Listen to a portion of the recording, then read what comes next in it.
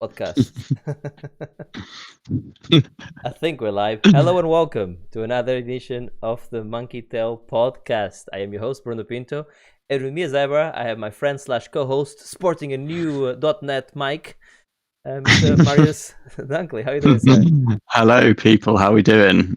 Camera, by the way, much better. We can see your face. It's Is that better? Is it? Yeah, good. yeah, It's not perfect. Ideally, I'd like to be more in the centre rather than stuck over in the corner. But nobody puts baby in the corner. without some more thorough reorganisation of my room that would have to be done every podcast, this is the best it's going to get. So. I don't know if you have a best side. I do because hair. You don't have hair, but maybe the camera on the other I side. don't think I can put my best features onto the podcast stream, mate. But this is actually The explicit tag wouldn't be enough. I don't think so. No. This is I think this is going to be one of our last podcasts on Mixer because Mixer is closed up and we can move swiftly on to well we have had a follow but it doesn't show up on Oh, Smokey, thanks for the follow there, man. You are a superstar. My alerts are not working on chat, but they certainly are on the screen. Thanks for the follow there. Yes, this brings us onto the news, I guess. Mixer is closing, and obviously we're streaming currently on Mixer, YouTube, Twitch, and D Live, and I think they're closing on the 22nd. So do we have another podcast before then? Maybe the spoiler cast. Maybe the spoiler cast might be the last one we do on Mixer. Yes, potentially. So, to the 0 people watching on Mixer, this is your last. this is the last chance to not watch us. This is your last chance to not watch us and move over to Twitch. I actually done my final on my own stream platform. I done my final stream. I think it was Friday. My final Mixer stream as well, and literally. 2 people came in onto Mixer. Oh, more than that, but 2 people join in. Final stream. They're like, "Oh, hi, man. How's it going?" Follow on Mixer. I'm like, literally, the title says my last stream on Mixer. Mixer's closing down. And like, oh yeah, let's give him a follow, shall we? Which they're moving it all to Facebook, aren't they? That's right. Yes. So I had the option to move over to Facebook Gaming and keep my 160 followers, which is what I managed to get in the 3 months or so I've been streaming, which I think is decent. And I considered that for about 3 seconds and said no, thank you. No one in the right mind will go and go to Facebook. Facebook Gaming is cesspool of streaming. So the way it works there, it's all about sex appeal, right? So it's like Facebook almost. Like it's like the prettiest face-wise, not content-wise, male or female streamers are the ones that come to the top, and that's all. It's all about looks and sex, and it's extremely hard to navigate around it. It's just not for me. It's just not something I want to do. So I was already streaming on Twitch, so I thought, fuck it, I'll just move everything over to Twitch and just do Twitch only. So that's what I'm doing. Monkey Tail, though, for now, is going to still be doing YouTube and all of that because obviously that's what we do. But not Mixer, of course, because they're closing down. You are. Hard to feel it's a great loss. No, they had some good stuff. They did have some good stuff. I mean, the one thing, for instance, now we probably 3 or 4 seconds behind on the stream from. And Mixer has this thing called FTL. So as I'm talking, it's like it's instant. It's like ridiculous. Which is quite cool. So yeah, there's some cool stuff, some bad stuff. But anyway, but they're closing down. Do we understand the reason for the closure? Is it just because they can't compete with Twitch? They cannot compete with anyone. That's the problem. So during the lockdown, a lot of people started streaming, so a lot more people talk to watching streams and streaming as well. So both, and because there's nothing else to do at home, right? And during the first, I think, 2 months of lockdown, Facebook Gaming doubled in size. Twitch went up by something like 20 or 30%, which is quite big considering they're already massive. every single one, and they went up by 0.2%. Mixer in the same What? period in growth, and this is after spending Wow.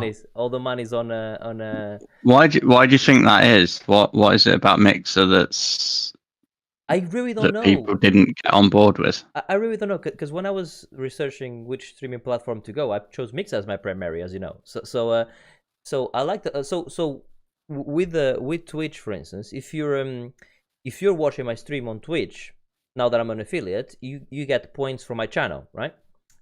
Which you can redeem. I have like some redemptions. One of them is like you can redeem 2,000. I call my points avocados. So you can redeem 2,000 avocados, and I play with my controller upside down for like for a bit, yeah, shit like that. So, but you can only spend those points on my channel. So on Mixer, any channel you watch, you earn sparks, and you can then donate those sparks to any other channel, and then Mm-hmm. if you're a partner, those sparks actually equate to cash as well. So it's lots of clever things. They have the FTL thing, like I was saying. The community seems to be a very very welcoming and not toxic at all. I really don't know why it didn't work. I mean, it certainly was working for me and for my audience, but clearly not for everyone else, which is a shame. But anyway, Twitch is quite cool as well. We like Twitch. Like Twitch. All right. So 1 second. Let me just double check. Yeah, that's fine. That's up and running. I haven't got an opening question, but I do have some more news I want to talk about. So Mm-hmm. X Phil, whatever his name is, Phil Steve. Go with that. Phil, Steve, Harrison, Spencer. What's There's the there's Phil only Spencer? Harrison and Spencer are the only Phils that I know. Spencer, the Xbox guy, yeah, Phil Spencer. Phil Spencer, yes. He's announced that the Xbox Series X is gonna have a pay monthly scheme going. So I looked into this. Apparently, it's already up and running. This thing for the Xbox One. Did you know that? Yes. In America, Yes. not. I don't think it's in the UK. That's why it's. And I checked the pricing just to see how what it was. So at the moment in America, $20 a month for 24 months. That's just under 500 quid. Yeah, $500 gets you an Xbox Mm-hmm. One, gets you Game Pass and Xbox Live for 2 years. That's not a bad price, right? That's all right. Yeah. So if they bring in something similar like that for the Series X, which is, if you remember, something we've been predicting for a while, I think Mm-hmm. that's so they bring in that to Series X, and I think they're making it. Smoke is saying it's a good deal. Yeah, it's a fantastic deal. So they bring in that to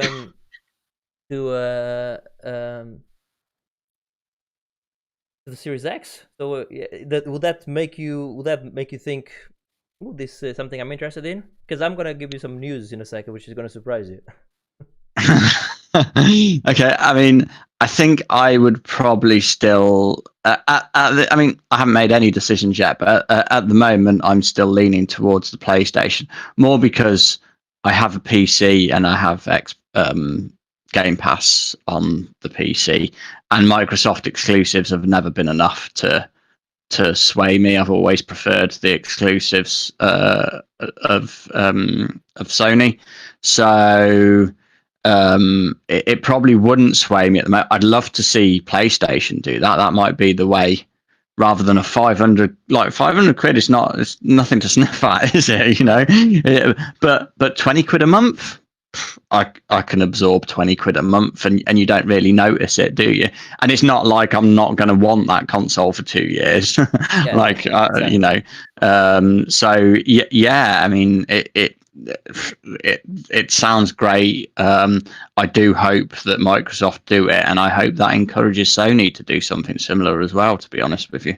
So obviously Apple has been doing it for years, and obviously now Samsung does it as well with the iPhone, and that's exactly how it works. And we now to the point where you pretty much get from most like mobile phone providers, shops, and resellers, you pay for your contract, whatever, but then the phone you pretty much only pay for the actual phone it's worth. No, most of them now do it pretty much stress free. If the phone is 600 quid, that's how much you're going to pay for the phone over a period of whatever, a year, 2 years, whatever contract you go for. So a lot of them are doing that, and the reason they get the money on people stopping payment, or this is the companies that sell the hardware, and obviously Xbox makes the money on selling the the games, and PlayStation does as well. So I think it's not a question of should PlayStation do it. I think PlayStation needs to do it to compete, because that's going to be quite. Yeah, you're probably right. Now, what I was going to say that might surprise you, I'm definitely getting the PS5, because I like the exclusives. But playing, unless I do a massive upgrade on my PC monitor wise, and even though I've only just bought a monitor like less than a year ago with HDR, I've been burnt by the HDR now. Now that I played The Last of Us 2 in HDR 4K, and I'm gonna surprise you here. I've seen the ray tracing, and ray tracing is more impressive than anything. Of course. However, this new console is coming with a ray tracing and HDR. I'm thinking I might consider an Xbox. I'm just considering at the moment, or because certainly I'll be interested in playing some games like that in HDR. But I think the easiest way is just to get a HDR monitor and go with it. I'm annoyed I didn't go for HDR, but to be fair, I say I'm annoyed. If I went for a HDR monitor, HDR10 monitor, I would have spent 3 times more than I paid for it. We're talking for a HDR10 monitor of this size, you're looking at 1,500 quid, something like that. They're super expensive. They're super That's expensive. mad. Yeah, but you need to see it. It's it's just ridiculous. So it does make me think. So another thing, obviously that's been announced for sure, but there's a rumor that on the Xbox on the Microsoft event they're doing end of the month, July. They're gonna announce a Series S. Yeah. Right, but the Series S is not gonna be like the PlayStation. It's not gonna be we took the disc off, 50 quid off. Not gonna be that. It's actually a slightly, it's the same CPU but a slightly lower GPU. So it's targeting more the 1080, but still 60 frames and all the goodness, but the 1080. And I think if they get that price right, I think that could be a good one as well, because people go like, That's a great idea. yeah, that's what they're doing. Yeah. Same CPU, same everything, so they can still do the same games, just a slightly lower GPU, so that you target 1080. Let's face it, most people are still playing in 1080 anyway. So that Yeah, well, yeah. I mean, for me, that would be something that I would consider, to be honest, because my monitor, both my monitor and TV, are only 1080. I have no intention of buying a new console and a new display at this point. So yeah, just like I say, if the price is right and it's cheaper enough to warrant it, and you still get the same games, it's just they're set at a level that works with your sort of display setup, then yeah, I could definitely see myself getting that version. I'm gonna give you my final predictions now. For this is my final predictions for price for both consoles and both skewers. You ready for this? I've done a lot of thinking about this. PlayStation 5 with a baby, yeah, £550. PlayStation 5 Mm-hmm. without a baby, £450. £100 cheaper, 450. Yeah. Xbox Series X, £500, maybe 550. But I think they might undercut Sony. I think they just might go like, "Fuck you, we got Game Pass, yeah." And Xbox Series S, £380. That's my final. That's my final guess. Still quite expensive, but 380. When they add in the pay monthly bullshit malaki, that could be a very interesting price. Yes, Price indeed. to bring that And in. what do you reckon is that being? Are Microsoft giving a price in July Yes. and a date? Yes.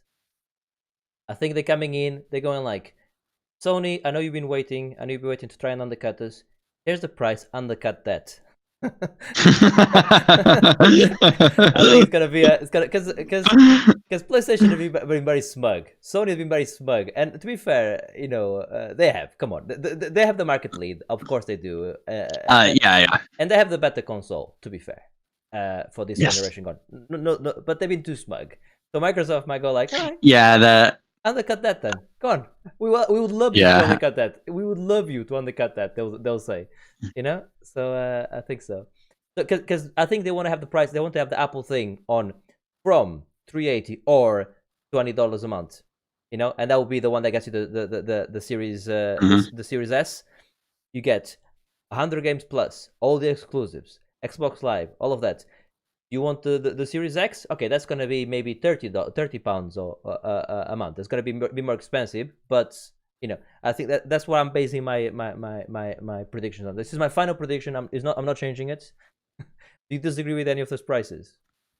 No, I think they're pretty sound predictions. To be fair, I think I went higher. I'd like to see Than most people on the PlayStation 5. I went higher. Most people I'd say like to see 500. the 500 hit as the top one. To be fair, it'd be interesting to see if there's any difference in the price between them. To be honest, they may well just both be exactly the same. Yeah, I mean, I put £50 difference between them, but they might well be the same. But I think that's what it's going to be.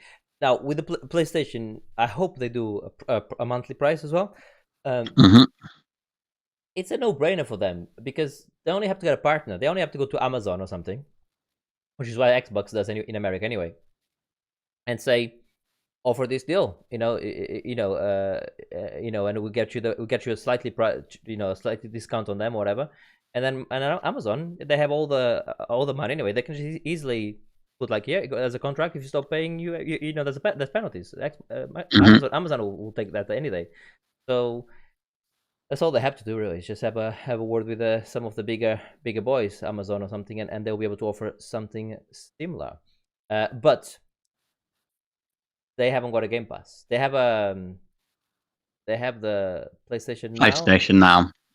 Yeah, but that does that have a? Oh no, they've included new games on that as well, haven't they? Now? Yeah, they are, but it's not quite at this point. It's not quite as good as Game Pass because it's not like it's not day and date. No, it's a few months later after release, then they might stick them on there, and it's not everything. I mean, I know Game Pass isn't everything either, but it's certainly all of their big. Game Pass is big hitting games, like all their Microsoft Studios ones. Yeah, all the to be fair, if PlayStation came in with a PlayStation Now, like similar to Game Pass, with all, like, you get Last of Us day one, you get Uncharted day one, all of that, they could charge a bit more because their first party exclusives are a bit better. They could charge a bit more. But how much more? Microsoft could charge a bit more for their Game Pass, to be fair. Exactly, that's what I'm saying. But Microsoft they give it away. The way I look at Microsoft is the way I play Worms. When somebody's trying to run away to the top, and I put a girder blocking their path. That's what Microsoft is doing. Microsoft is putting girders all over the map, going like, go on then. So they're putting girders all over the place. They're getting ready for the airstrike. That's what Xbox is doing. So I love it. I missed E3 this year because I love the console wars, and Sony had a great conference anyway. Like I said, their games look amazing. So. All looks good, and just so that I'm I cannot wait to see what happens. Right, should we move over to the playlist then? No, hold on. Hold on. I'm holding. You know, being Monkey Tail, we cannot avoid Billy Mitchell news. Of course not. Billy's back, man. So his Guinness World Records have been reinstated. So obviously he was disqualified because they thought that some of his scores had been achieved on an emulator. But I think they've taken a load of eyewitness accounts and stuff Oh, like that of no, people that say that they were there right. when he actually did the yeah, absolutely. But I mean, to be fair, look, Guinness are fairly thorough about their records. It's what they do, isn't it? Like once Guinness are brought into question as to whether something is genuine or not, that kills Guinness, doesn't it? So they have to be that they're sort of pretty much, I think, level as you can generally be. So I mean, fair play, and he's just a character, isn't it? I love any news about Billy Mitchell, and obviously every time I see him, it reminds me of you dressed as him. Actually, speaking of which, it's funny you should say that. Because when I went to affiliate now onto Twitch, you get to make your own emotes. They need Yeah. to get approved, but you make your own emotes, and people when they subscribe and stuff like that, they can unlock the said emotes. Right? You have 3 levels, and I've only done 2 so far. I've done my Worms character because I play Worms quite a bit now, again because I love that game. And one of them is just an avocado with my picture in the middle because it's funny. Yeah. Anyway, so then I was thinking, I don't know what I should do for the third one. Yeah. And then Martin said, "Haven't you got that picture of you dressed as Billy Mitchell?" I'm like, yes. So my third emote's gonna be it's gonna be me with the long hair going on. So Love it. What do I have to do to see that regularly? I I can send it to you, I guess. Yeah. So I haven't. To be fair, I've already got those photos ready, so I can look at them whenever I please. You have them on your phone. I think they are on my phone Wow. somewhere. I Yeah. think so. It was the most actually Happy the times. whole experience for new listeners or Yeah. new viewers, anything. The whole what happened was this was a few years back. We do a 24-hour gaming marathon every year, and we had a little wager going on between me and Marius because on the when we did the 24 hours, I put a score onto one of the levels in Super Meat Boy, which is quite high. Hmm. So I won that part of the tournament. But Marius said, "No, I could beat you on that easy. If I wanted to, if I actually cared." And I'm like, "Okay." So we put a little wager.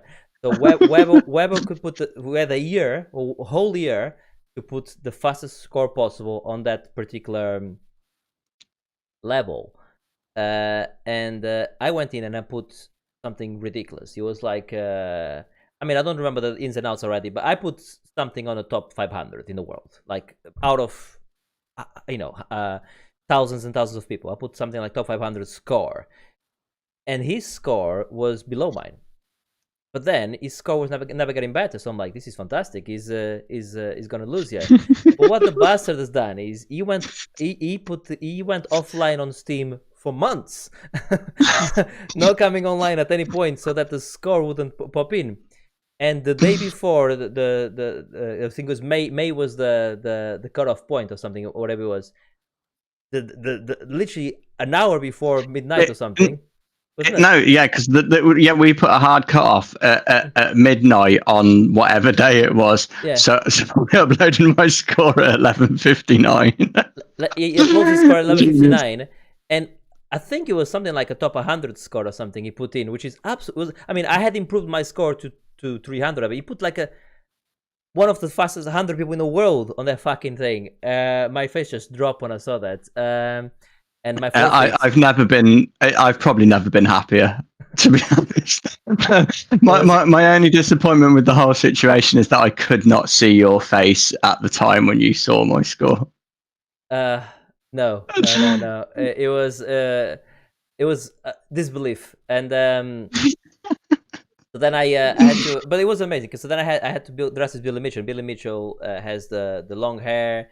He has the normally the cowboy shirt or whatever, but with the tie always. So I bought a wig, and I went to, and the wig did look nothing because Billy Mitchell had a bit of a mullet going in or whatever. Yeah, so I bought a wig, went to my hairdresser. Hi Carly, I'm here to cut my hair and this as well, please. And she was like, "You what?" So then she puts the wig on me. I'm looking in the mirror. I have the long hair. Looking in the mirror. I it's surreal. She laughed so much that day. She laughed so much. She said her cheeks hurt because she couldn't stop laughing. And so, and then she cut the hair, and then obviously everyone wanted to wear the wig. It was a whole thing. I went for a haircut. It was supposed to take 20 minutes. I think I was there for like 3 hours because I think she had to cancel people and everything. It was crazy. But anyway, it was all for charity. And then I wore the thing for 24 hours. Yeah, it was awesome. I still have the wig. It was the best. I thoroughly enjoyed that. Although I think it ruined Super Meat Boy for me because it was a high stress thing to do. To be honest with you, right up until the wire. So yeah, I can't play Super Meat Boy anymore. I'm done. Nor can I. But it was getting to that point where certainly with me, because by the way, that particular level, I think our scores were like in the 7 seconds thing. A level that will take most people to do. Most people will take on average a minute and a half because they have to jump and be careful with the jumps and stop. And we were just like just going, and it was getting to the point where I was landing in the bit of the level, and I'm like, nope, that's a fraction of second wrong. Just restart. I knew straight away. Yeah, absolutely. That's a failed attempt. Yeah. So we still haven't had any competition like that ever since, but. Maybe we need to bring it back. I think we should bring Mirror's Edge back. I think so. But I think we should allow. I know what you're gonna say. Yeah. You have a mouse and keyboard. You have a mouse and keyboard. I do. Be good with the mouse and keyboard. I can't. I don't think. Yeah. I don't think you say you don't think, but I only have to go and beat it and go like, "Is that up to you, mate?" That's all I have to do. You're probably right, but I don't know if mouse and keyboard is enough for you to beat that score. It's a very good score. I mean, again, we're talking both of our scores were like in the low hundreds as well. I think his was even higher. Ridiculous. Ridiculous. Anyway, so yeah, Billy Mitchell is back with his scores. Good. And if you haven't watched it, we always recommend this. Go and watch The King of Kong, which is the documentary about this guy trying to break the world record in Donkey Kong. Is it Donkey Kong? Yeah. And watch the documentary. It's just a fantastic piece of filmmaking. It is amazing. Yeah, it's great, and it's also very funny, very heartfelt, and just a great piece of movie making. Right, let's move over to the playlist. And Marius, you and I have been playing The Last of Us Part 2, and you've actually completed it. You've actually completed it. I have. There's not going to be any spoilers. We will be doing a spoiler cast once I move my ass and actually finish the game. Yeah. And on there we'll be doing spoilers. In here, we still want spoilers free, please. You can talk about mechanics and all of that.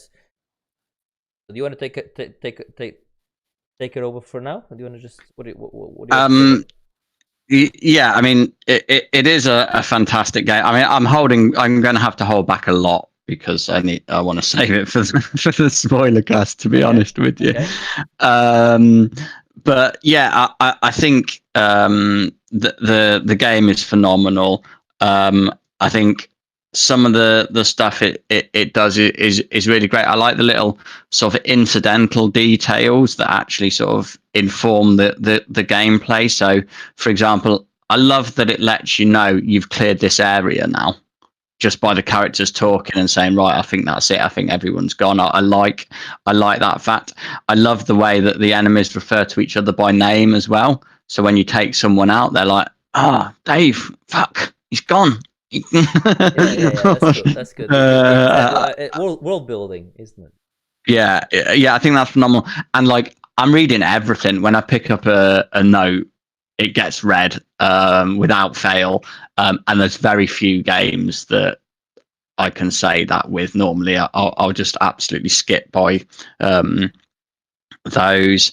I think the way that they like, obviously, that game is just the best looking game on any console ever. It's absolutely phenomenal. And they do it with practically zero visible load times other than when you first load it up. The way they hide the loading is brilliant. I mean, I think that does create one of the issues with the game in that there's an awful lot of opening doors in that game. Also creates an Uh, issue. If I can touch on that, because it's just a perfect point to mm, touch. Um, a couple of times when I was exploring, I'm like, ooh, okay, that's 3 doors. I'm like, okay, I'm gonna try this one first, and then I try that one, and it's a door that loads, so now I cannot go back anymore. So, yeah. so it's a door that once you open it, something happens in the world that does not become. I'm like, oh, but I wanted to. Maybe I missed a collectible now because, if you're gonna have a door that you're not gonna let me come out of it again. I know you're trying to hide all the loads, but let me know that that door is definitely you don't want to go Mm, through that yet until you finish exploring. Because yeah. now I cannot go back anymore onto it. Yeah. Agreed. Yeah. Agreed.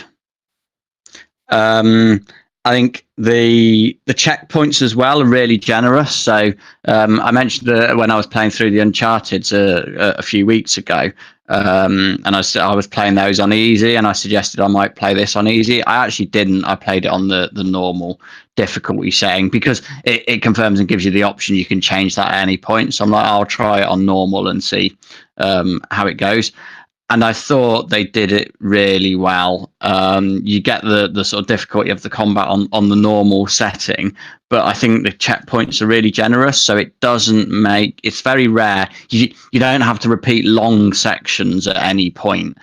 Sometimes it's just you after killing an enemy or two, you get another checkpoint if you die. So it meant you could just focus, get through the story, and not having to replay the same bit too many times, which is why I don't really have the time or inclination for anymore. And then the other thing that I want to talk about today is like the what they call the scars, the sort of religious group that's in there, where when you meet them and they're sort of they communicate through whistles, and just like the way that sounds, it's really unnerving when you hear the sort of whistling and they know they're sort of after you. I thought that was great, and so many more things that I don't want to talk about today. We'll talk about those on the podcast. There's a couple of things more I can talk about. So there's safes throughout the world where you can Mm-hmm. find the combination for it. And what I like about it is that the first 5, 6, 7, 8 safes you find, there's always a document somewhere saying, "Oh, by the way, the code is this much," or they put like the code scribbled down on a piece of paper, or behind a piece of paper you have to turn to check the code. So all of them are very easy to find. And then the first one I found, which wasn't on like that, I went into was inside this apartment. I went and I was exploring, and I saw the safe. I looked the apartment twice, and I couldn't find any notes. I went through my notes again. I'm like, I haven't found anything that has the code for this. And I'm like, interesting, interesting. So then there was a calendar on the wall, and on the calendar, I think it was a calendar on the wall, and it had a couple of dates like marked, and one of them said birthday. I think it was birthday, anniversary or something like that. Yeah. Anyway, I'm like, I'll bet you it's the anniversary. So then I go and put the anniversary code, and it doesn't work. It doesn't open. Yeah. I'm like, interesting. It's not the anniversary date. Then I went back through my notes again, my paperwork, and one of them said that we've been married for 30 years or something like that. Anyway, and I'm like, anniversary date minus 30 years, because that's when when they got married. Yeah, because and then I went and put the code in, and the surf opened, and I'm like, fucking brilliant.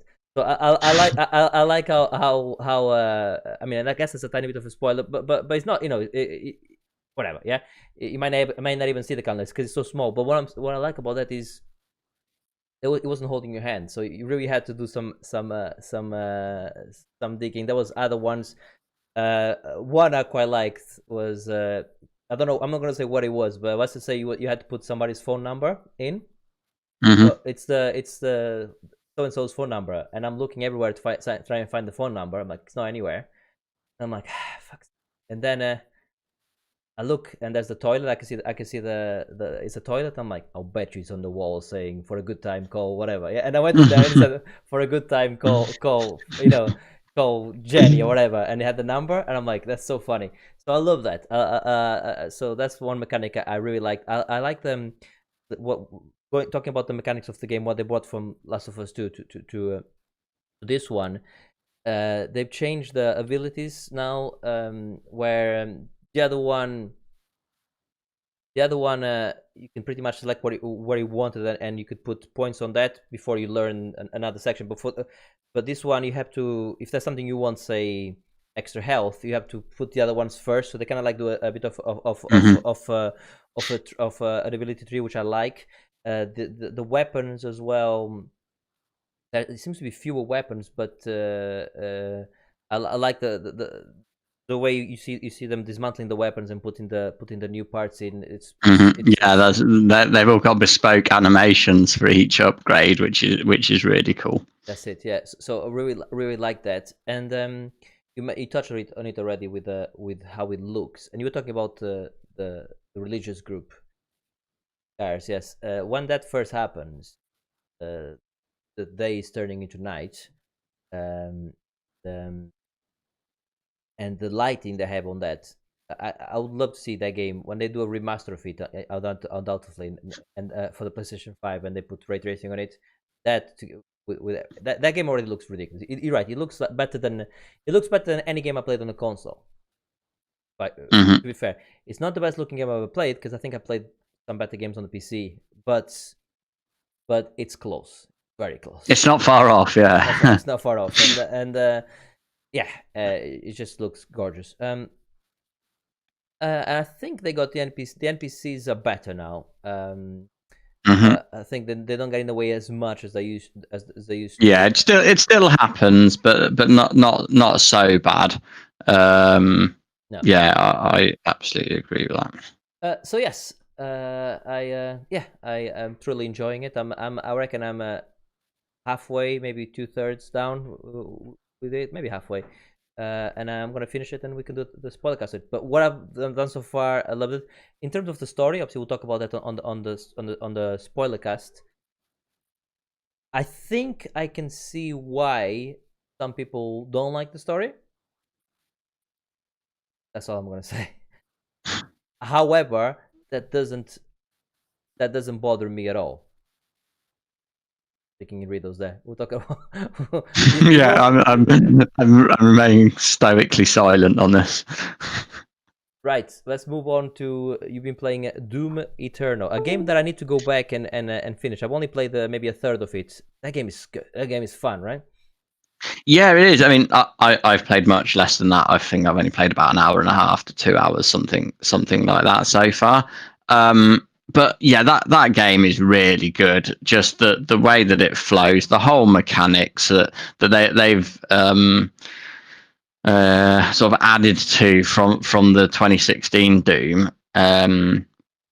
The way that you manage, like, there's no reload, you only get your ammo via using a chainsaw to kill the enemies. You get your health via the glory kills, and then armor via the flamethrower thing. It just works so well, and it makes you change up your approach rather than just spamming the shotgun or whatever all the time. It does make you change, and the way that you approach encounters, and it's so fast. There's Yeah, so much going on. it's I fast. mean, I definitely had a Danny Glover moment when I was first playing it and thinking whether I was too old for this shit. Because I was a bit overwhelmed, to be honest. I was a bit like, what? I can't do it What anymore. difficulty are you playing? uh whatever it's on The to normal, yeah. start with. Yeah, Yeah. same. I think I'm playing on whatever the normal is. I think that's hard. Anyway, that difficulty is certainly until we get to grips with the mechanics, they fuck you up because they just surround you. They just all the demons. Yeah. I like the ones that the round ones that come in and you have to put a grenade on them. Yeah, throw the grenade in their mouth. Yeah, Yeah, that's good. The music is excellent as well. The music just fits the game so well. It's perfect yeah. for that game. Another thing as well with that game, running on Vulkan architecture. That game runs. I mean, I know I have a big PC anyway, but runs at 120 frames, solid. Like just looks gorgeous. Hmm. It's just. But yes, like you, when I was playing that game, and I played that game a few times, I need to finish it. I think to myself, my God, I'm getting too old for this. This is fast. Yeah, I just couldn't keep up with them. I Yeah, think I'm getting there now. I'm feeling like I'm getting a bit more of it. I'm not sure how keen I am on the sort of the addition of the platforming sort of stuff and swinging on the bars and the climbing things and stuff like that. Yeah, I'm not feeling that for some yeah. reason at this point, which is a shame because I was sort of looking forward to that a bit. I thought it looked in the trailers, it looked quite good, but in practice, I'm not enjoying that quite so much. There's only But I guess it's a good way to break up the combat and give you a bit of a break from the intensity. there's only one game that's done perfectly for me, and that's what's gonna say, Metroid Prime. Yes. But that's the one that they got it absolutely spot on with Metroid Prime. And well, there's a new one coming up, hopefully someday. We'll see. But no, I'm loving the game. I do need to go back and finish it. It's still installed. It's still a game that I want to go back. You're playing on PS4, aren't you? Yeah, Yeah. Too many games, and the Steam sales just keep on, indeed. keep on. Yeah, I know. I've put many things into my shopping cart and then seen the final price. I sort of was like, no, can't do that. I'm really trying not to buy stuff, but I think I'm going to fail at that. Of course. Have you? I bought a game that actually I already refunded it because it didn't work. But because I've been playing a bit of Worms again recently, I love that game. Worms of the MD. We talked about it before, so I'm not gonna go into that. But it made me think of other games of that era that I liked. Do you remember Hogs of War? I'm familiar with Yeah. Hogs of War, So I yes. wanted to play that, but I bought it, but it just it doesn't work. And the fix around, I was looking at the fix. It's like you need to change it from Windows 95 to Windows 98. I'm like, okay, I shouldn't be messing with this. if it's Windows 95 and 98, this game is never gonna run. If it's before Windows XP, so I got away from it. But no, I bought a few games. But actually, the best deal I got was I bought Cyberpunk already because Hmm. I say, and I say it again, kids, don't pre-order games, right? Don't pre-order games. However, if somebody offers you a deal for £29, you get Cyberpunk and every single game that CD Projekt Red has done. That is good. You are gonna buy it. I mean, yeah, that is good. Yes. Yeah, If it's I something like mean, that, you buy it. If not, then you I'm don't. not excited about that game like everybody else is, and I'm not excited about some of their other stuff like everybody else is. But I'm tempted to buy that just because that's such a good deal.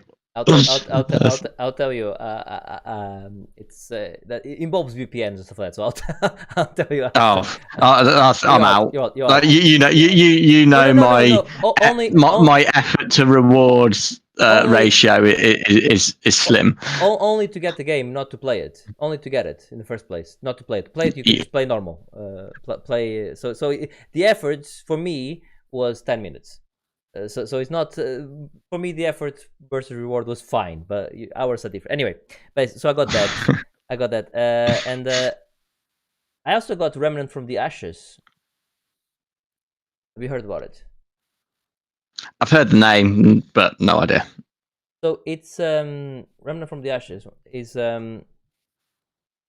what's it like? It's a shooter-ish shooter with we also have melee attacks. It's a mixture of a lot of games. So I was talking about GTA 4 the other day, where you can have a team and you go and into a mission. So this is it's a game where you can have up to two players with you playing the game, or you can play on your own. It is a shooter, but is a bit like Dark Souls as well. So you have your enemies, and if you shoot them, they die, and you can get stuff from them, which you can upgrade your weapons. But if you rest at the checkpoint, they come back again. That type of stuff. The bosses are really tough. So there's a lot of Dark Souls DNA into it. But you have your two mates playing with you. Friendly fire is on as well, so you need to be careful where you're shooting. And it looks good as well, even though they reuse a lot of assets. You know, like when you go to the sewers and every single part of the sewers looks the same as the previous one. Yeah, You've just been. yeah. What I liked about it though is the mechanics, like the shooting and the upgrading, all of that. But when we were playing this boss, the second boss we tried, we died a few times on it. This boss starts with one boss, so duplicates into two, and then you start shooting, and then duplicates keeps duplicating until you get it killed, and then one of the copies will heal everyone else. So whenever they start healing, you need to shoot them so they don't heal the whole boss. So that's quite an interesting mechanic, right? But at one point, they all start doing waves of damage. The waves come in like a wave, so you have to roll over the wave. But when there's loads of waves coming, loads of ripples, you need to do lots of things, of shots. But then when they're all over the map because you're shooting them and you're playing through a few, it end up going like wave, wave, and everyone is like trying to roll. Everyone's saying wave, and everyone is rolling.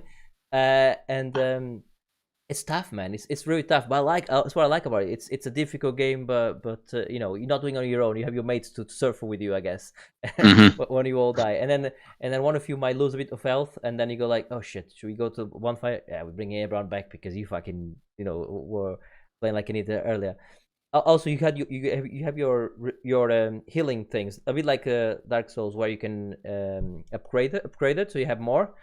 But if you revive one of your teammates, you use one of them. So if you only have three to start with, so if you can use one to heal yourself. If one of your teammates is down, you use one on him, but then you lose one. So there's always also that mechanic of I've only got one left. Do I want to try and beat that final boss or the final bit of the boss by myself and use it on me if I need to, or do I want to bring him back and he's gonna die anyway and I'm just wasting? So that's that involved into it as well. Uh, and There's three different types of character. And the funny thing is, we all agreed to play the game, and there's a big tutorial to play, like 20 minutes. And we all did the tutorial separately from each other. And when we all got together to play the game, we all picked a different class. This is before we it wasn't even arranged, which I thought was quite funny. Yeah.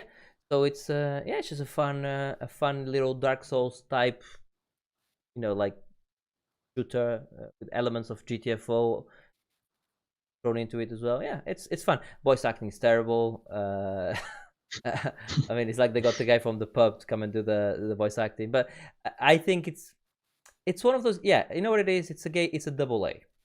The double A's we don't see. Mm. We said they were dead. They still exist every now and then. This is a double A. So the idea is great. They copy a lot of things from the big AAA titles. They have to reuse a lot of assets because double A, right? And the voice acting is not great again because it's double A. You don't have the motion capture and the budget of Last of Us. How much did The Last of Us cost, by the way, to make The Last of Us 2? The money. The money, exactly, right? It costs the money, definitely. And But it will also make the money. It will make the money.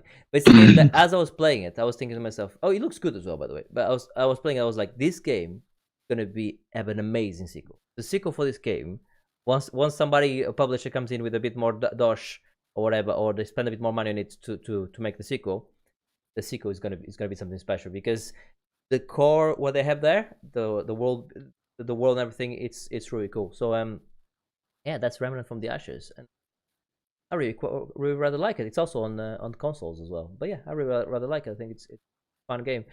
You put Streets of Rage 4 on the list. Have you been playing a bit more of that then? I mean, I've been playing it since day one. To be fair, I haven't stopped playing it, but I felt not. I don't really want to talk about it all the time. This might be my last thing to say about it. But I mean, I think I'm on about my 8th playthrough of it so far. It just it works so well. Obviously, I love that game anyway, and that series. And just the fact that I can play a level when I've got 5 minutes, like each level takes 5 minutes or so, 10 tops if you're on the harder difficulties. So it just fits in really well. As I've been going up the difficulty levels and playing them through on the harder difficulties, and that has sort of made me notice the difficulty curve on that game is all over the shop. There are some levels like right in the middle of the game that are just bonkers hard. and then the next one after, like then they're really easy ones. It really is up and down, which I've noticed. The uh, you can get stuck in damage loops as well, which is really annoying. So like if like an enemies throw a couple of grenades or something, you can get bounced from one to another and there's nothing you can do about it, which gets a bit frustrating. And then when you were doing your charity stream, you mentioned about having a dodge or block move. Yeah, Turns out there is one. there you go. It's taken me 8 playthroughs to find it. But I don't know. So I'm playing through now with one of the Streets of Rage 3 characters. So I don't know if it's specific to just when you've unlocked those characters. I don't know if you can do. I haven't gone back and tried with another character, but essentially, if you double tap up or down, he does a little roll to move out the way, which adds. I did it by accident. I was like, what just happened there? I love that. I love when you play a game for a long time and then you find a new mechanic halfway through Yeah. it. Yeah, like I remember Yeah. Carrie from of this parish playing half of Fallout without knowing he could press and hold B to get the light on his thing, so he could see Yeah. inside caves. He was going like this on all the caves, like, and he was feeling around every single cave for like half of the game. We're talking about a 60-hour game as well. Yeah, I love stuff like that. I certainly have stuff like where I only find out something quite close to the end. Yeah. Mine, mine was parrying on Dark Souls. Yes, I remember you saying about that. I mean, it's not that I found out about parrying. I knew about parrying from the beginning. I just didn't bother. Like, oh, I don't, that sounds boring. And then until I got to the last boss, I'm like, I'm gonna have to parry something because I'm gonna have my ass kicked. That's when I decided to use parry for the first time. Was on the final boss. Yeah. Yeah. So yeah, and it does make a difference. I'm certainly using that. So I'm gonna have to when I've done this run, I'm definitely going to see if other characters do have that as well, or whether it's just. I have a feeling it's just those particular sort of Streets of Rage 3 characters that have it, but we will see. And the other thing that I forgot to talk about last time, the way they like add one random thing, like there's one level right at the start, you can pick up a boomerang as a weapon, so you can obviously throw it and it coming back and catching it, and that's the only single use of that weapon. They it's not in the game anywhere else. So I thought that was a bit of a missed opportunity actually, because that was a cool a cool weapon that I enjoyed in fact, using. I'm so going to go as far as saying games need more boomerangs, because I think it would be a great thing to have. Maybe that could be the new bow. Every game should have a boomerang mechanic where you throw it and then you have to catch it at the right time as well when it comes back. Yeah, that'll be quite cool.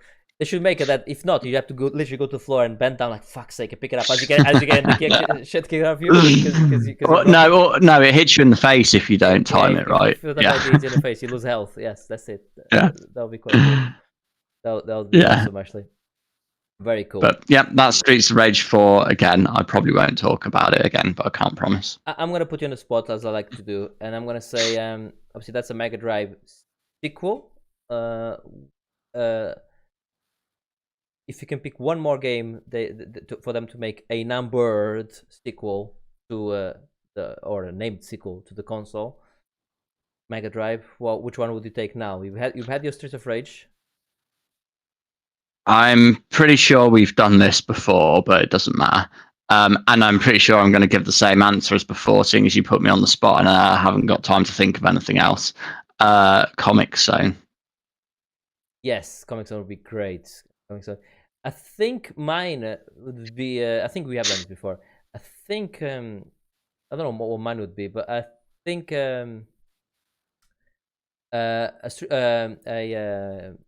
what's the one with helicopter? That'll be good. But they did make a sequel. Desert Strike. They did make a sequel for the PlayStation, didn't they? There was Desert, Jungle, Nuclear, and Urban Strike on the PlayStation. I think the last one might have been on the PlayStation. Yeah, I can't quite remember. I don't think I bothered with that. I'd like quite see one of those. Love those games so much. Yeah, I think we have asked this question before. I think Comic Zone is the right answer anyway. That game is great, isn't it? Yes. Okay, cool. Maybe they'll do one. They're never gonna do. Yeah. No. Right. Let's. Mind you. 2 years ago, who would have said that there was going to be a Streets of Rage sequel or a in Shenmue 2020? or a Yeah, Shenmue or 3 Shenmue 3. Yeah. So who knows? or Stranger things indeed have happened. or a Last Guardian as well. Mm. That's that's the other one. Yeah, you never know what's gonna happen. Right. Oh, a Micro Machines. New Micro Machines will be good. No, the Micro Machines V3 was the perfect Micro Machines end of. Wasn't Micro Machines? Oh, so no, Micro Machines 2. Sorry, V3 is the wonky one. I was gonna say Yeah. that's So sorry. Yeah, I don't know where that came from. okay. Yeah, Micro Machines 2 is the perfect Right. Micro Machines. Don't Right. need any more. Stop. No. Okay, And fine. everything since then has been terrible. You Fine. can't Okay. No, beat perfection. I can beat that for you right now. Okay. So I pick Micro Machines.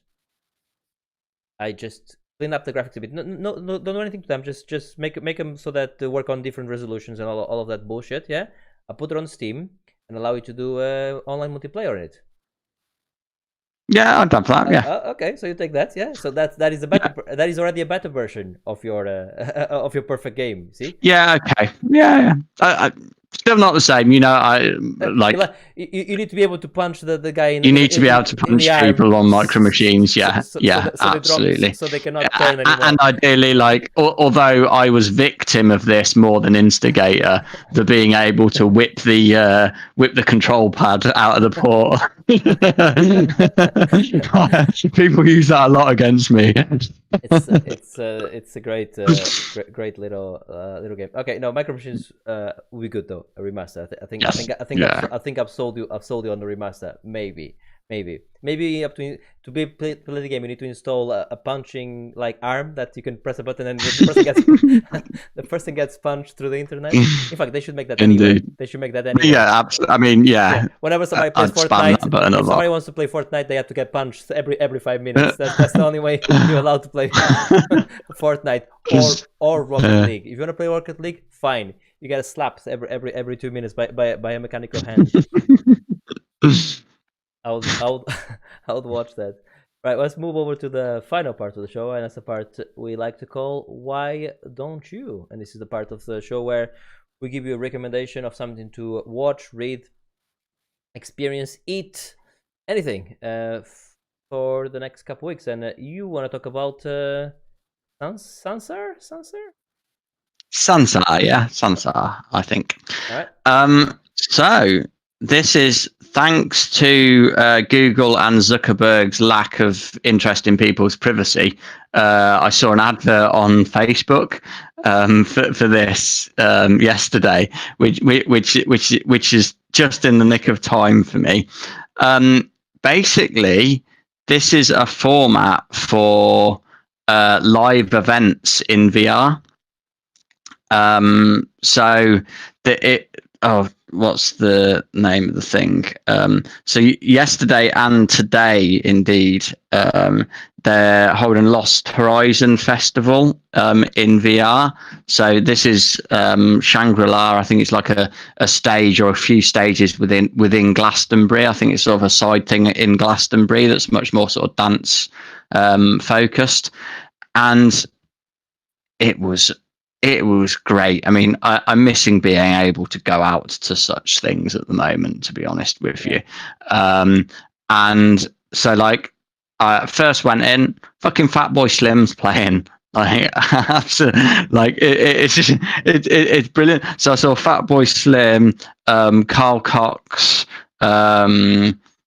Noisia, and some other bloke who I don't know who he was, but I just happened to jump in the stage at the perfect time for me because he was smashing out a absolutely amazing Prodigy mix. And like for all of these, they've obviously got like the stage set up and like video DJ with all the visual stuff going on as well. And it's just like, I mean, while we've been in lockdown, I've been listening to a lot of DJs have been doing live streams on Facebook and stuff like that, and I've been listening to them. But there's something about being in VR, being in there, seeing all the lasers and whatnot, having the headphones on as well, rather than listening to it through my crappy phone speakers or whatever. Just it it does make you feel a bit like being actually there. And were you raving as well with the headset on? I didn't go full rave, to be honest. Hold up, see, I had a your wife comes in. You think you're alone in the house, and you're like this, shirt off, like yeah, hand in the yeah. air. I mean, yeah. There is a certain element. Beer in the other hand, drinking the beer, going. Yeah, there's a certain element of self-consciousness that prevented me from doing that and knowing there were other people in the house. Or also, like, I mean, even with fairly limited raving going on, raving in a VR headset is only very slightly less sweaty than an actual rave. What's harder, raving in a VR or super hot? In terms of hotness. I don't, probably raving in VR to me. Wow. Look, but bear. I mean, like it's one of those. It's for me like this. We're both big fans of VR. But this probably more than anything has shown me what the actual future of VR is. And it's probably not for gaming. It is for stuff like this. Yeah. Like once, I mean, there's some of the tech. Like I got booted out of the rooms a couple of times, and you obviously have to allow for internet dickheads. You were wearing the wrong shoes. Yeah, maybe.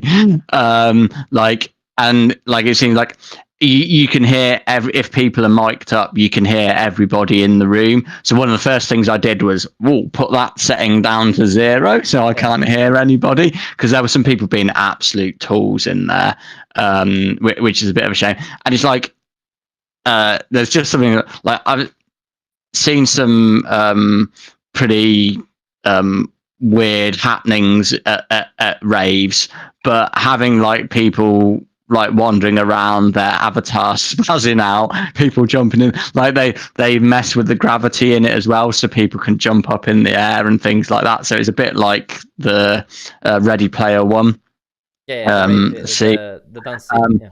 And like I say, I've seen some like and it checks your height when you first log in. So it although it's well out of court, it thought I was 6'1", which I'm not quite clearly. Because I think am I not 6'4"? I keep saying to Amelia that I'm 6'4", and she keeps telling me you're not. Am I not 6'4"? You're nowhere near 6'4". No, okay, I'm afraid not. Oh well, yeah. Actually, everything you just said makes me actually. I think I'm gonna watch. Amelia's up for it. I'm gonna watch Ready Player One tonight. I think that isn't 6 inches either, Bruno. Is it not? No. Yes, I had some phone calls to make. So anyway, yeah, like I could see a world where when the technology is better, and I mean, look, I would love to do this with some friends and go with some friends to one of these things, but the cost of entry for that for most friends is not going to happen when it can be done easily. Then and when the tech's a little bit better. I see. So, like, obviously, at the moment, like you have the sort of dancing emotes for the avatars. I like you can move your hands and stuff, and I can see the hands moving. But for everybody else, like you just see people doing the same sort of standard animation. So I think it would be better if you could actually see people raving up. But I guess most people aren't going to actually be doing that in the house. But like, if you see somebody throwing up, like, are they throwing up in real life? Yeah, that would be good. And I mean, at one point, I turned to the left of me, and raving next to me was a T800 model Terminator. It was just like, that is wicked. And I think it was helped by the fact it was like, this wasn't just some shitty little thing. This was like a proper like when I say Fatboy Slim, Carl Cox, these are big name DJs, and it's happening again tonight. I mean, I was in that, barring a stop for a cup of tea, which I say is a first for me, stopping mid rave to go and get a drink that was a cup of tea. Is not something that I've done before. And yeah, I was essentially in there for about 3 hours last night. It was it was transformative. It was really good. Absolutely love it. I'll be doing it again tonight, and I'll certainly see. I mean, this is this one particular festival. I don't know how often they do things or whatnot, but I highly, highly recommend it, particularly when we can't get out to live events. This is fantastic. You're right. Loved it. This is the future. I think we're a while away from it yet, but it's also going to be for movies. Can you imagine a movie where you're all around you and you're seeing the action coming around you and stuff like that? There's some really interesting things you can do with VR as well as gaming. But also, if Half-Life Alex shows us anything, is that it's also a fantastic platform for gaming as well. Of course. So that's a really good recommendation you got there. I'm gonna give a recommendation that I'm pretty certain I've already gave before, but I'm gonna recycle, and this is for the one person watching only, and you, Lego. Look at this bad boy here I built. Very nice. What do you think? This is a Boba Fett head. So I'm saying anything you want, you like on Lego. It doesn't have to be this. This was, it wasn't cheap. It was about 55 quid. So it wasn't cheap. Yeah. But it did take me 3 hours to build, or so, and it's a display piece afterwards. So it's price wise, Lego is obviously not the cheapest. However, so much fun to build Lego. Yeah, I mean, I don't really have Lego and haven't done Lego since being a child. I wasn't really into it as a child, to be honest. I think I'd like it more now than I did as a child. I've had my eyes on a fucking Millennium Falcon set for some time, but it's just even. I mean, there's several different versions of it. I think they range from around about 150 to about 600 quid. That's right. And it's like that's just stupid money for a bit of Lego in my mind. It is, but if I show you this again, so these 600 odd pieces, I think it looks cool myself personally. There's two more helmets you can get. I got one of Boba Fett because I like Boba Fett, even though he's the baddie, but I still like him.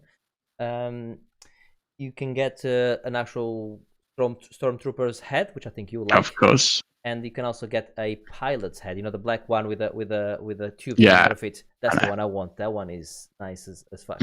Yeah, I would go for the Stormtrooper. Yes, I went for Boba Fett, but it's great. But anyway, it doesn't have to be Star Wars. It could be anything. Obviously I go Wall-E, which is still my favorite piece of Lego I built as well. That thing is great. But what I'm saying is, it was just fun. I was following the instructions, and you're like, oh, this is so clever how they do this. And then I like the fact that it never looks like anything until the final it just all comes together at the end. Final 20-30 pieces is when you go like, oh shit, this is becoming something now. It's just lots of fun. So Lego, or anything equivalent like that. Speaking of putting things together, I'm going to add a second recommendation in there. Go on, Ben. Also, we're gonna start to GoFundMe for Ben because I think he's finally lost his mind. Yeah, I think Ben's struggling with lockdown, isn't he? Yes. his crazy van video that he was putting his van together and doing accents and all sorts. Kept breaking as well. I showed it to Lila and she was like, "But why is he doing that?" I'm like, "He's lost his mind." He's been in the van too long on his own. I think so. Yeah. What's the thing you get from staying home too long? There's a name for it, isn't it?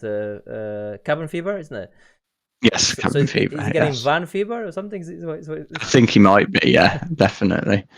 I've lost where. Oh, sorry. Yes. Yeah. Speaking of putting things together, I did a jigsaw puzzle the other day. I've been doing that. Actually, go on. I'll tell you something about that. But go on. Okay. So yeah, it's only a small, again, something I haven't done since I was a kid. And I think someone gave me a small jigsaw puzzle for some Christmas present or something a couple of years ago.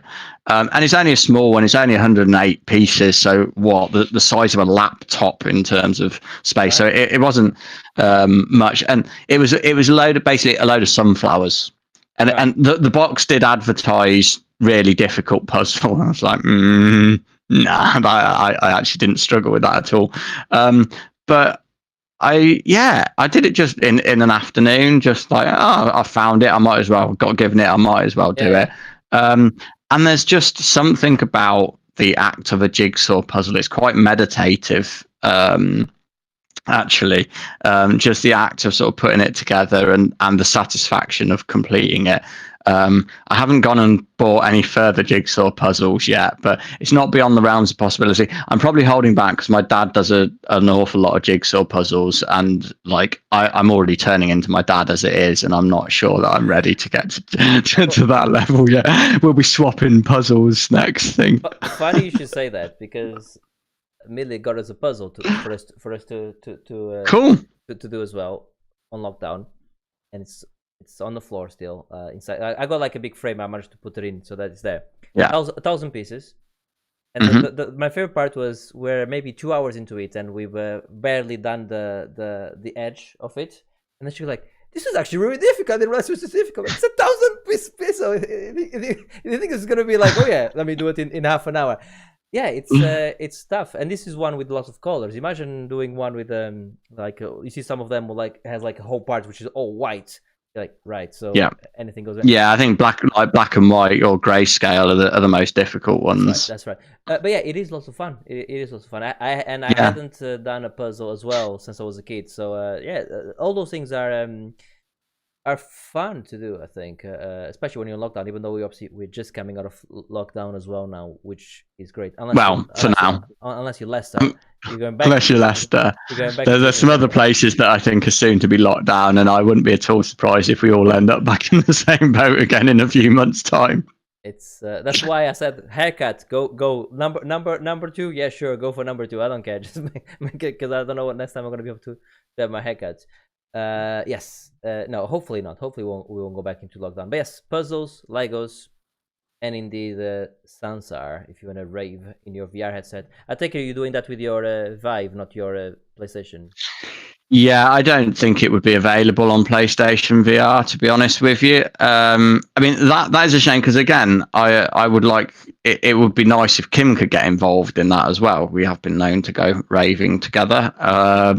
So it would be nice if she could get involved. And like I say, to have other people that I know to be in there as well would be nice. You need a small one as well, so you can get Steph as well with one. So you're all raving in the living room. Absolutely, yeah. We are a raving family, to be fair. So that would be good. You have taken Steph raving a few times. Yes, yeah, indeed. We've been a couple of times, and we've got another one lined up. There was one we were supposed to go to in June. It's a festival actually, but I think that they've currently moved that to September. But even that, I don't think they're going to go ahead. I think they're going to push it to next year. But because EGX got cancelled as well. It's going to be the first time in many years we're not going to go EGX this year as well. Yes, sad times, isn't it?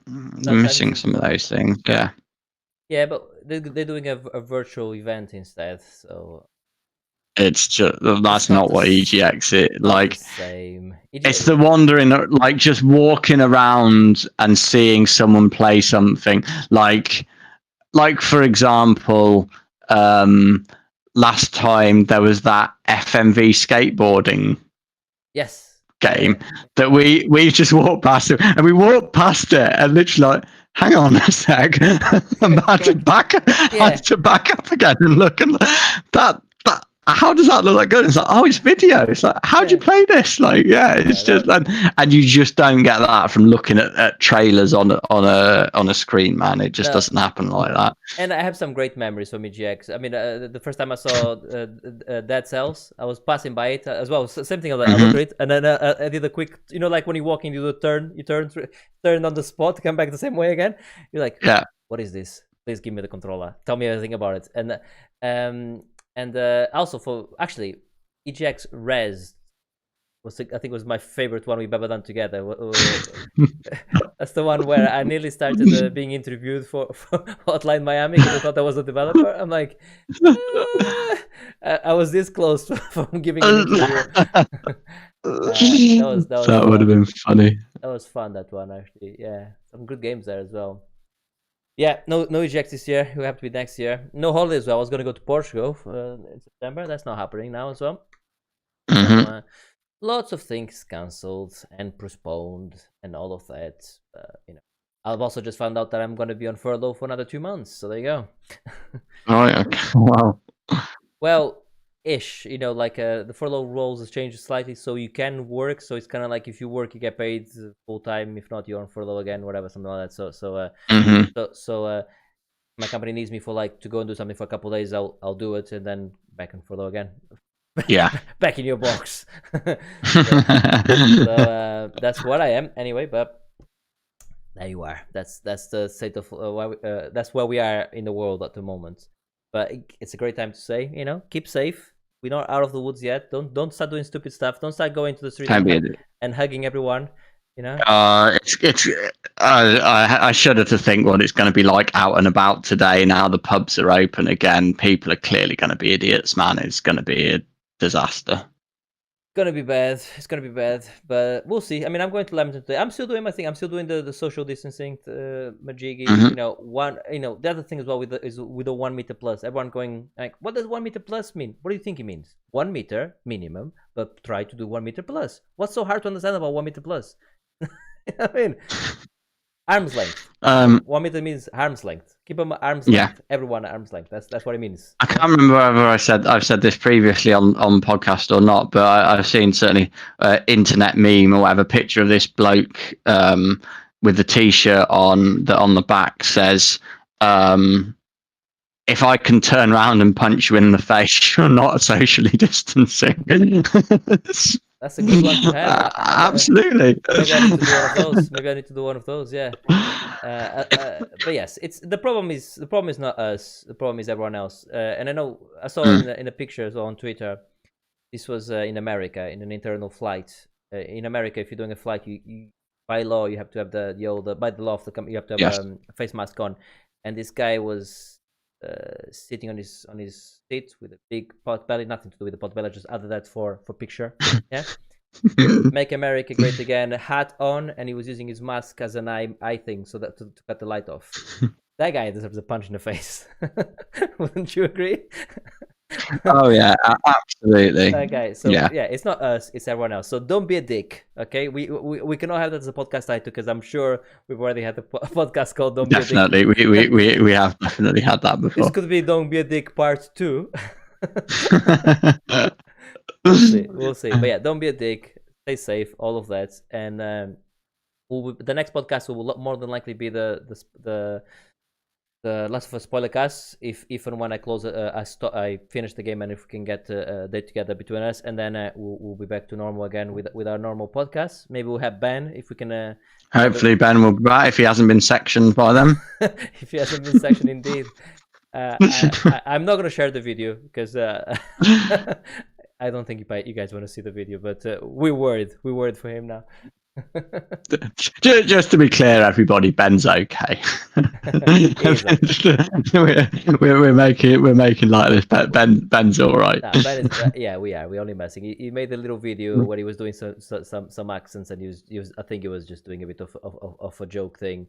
And it is. He was clearly bored. He was bored. he was very bored. He was bored, and he said, "Let's make a video." Showing, he didn't have a jigsaw puzzle or Lego, so that's what he resorted to. Yes, that's right. So no, he's absolutely fine. We are just joking. Right. Anyway, I'm gonna say goodbye. On that note, I'll do that as well. Yeah. So goodbye, guys. Goodbye, everyone. Subscribe to Monkey Tail UK on Twitch. Mixer people. There's no one watching. Never mind. Hello. That's what it sounds on Mixer. That's the actor I was doing there. Oh dear. Yeah, we got it. Another again, fantastic joke that you had to explain. Thanks. I had to explain all my jokes, otherwise people don't get them. Right. Anyway. Bye, internet. Right. Until next time. Bye bye.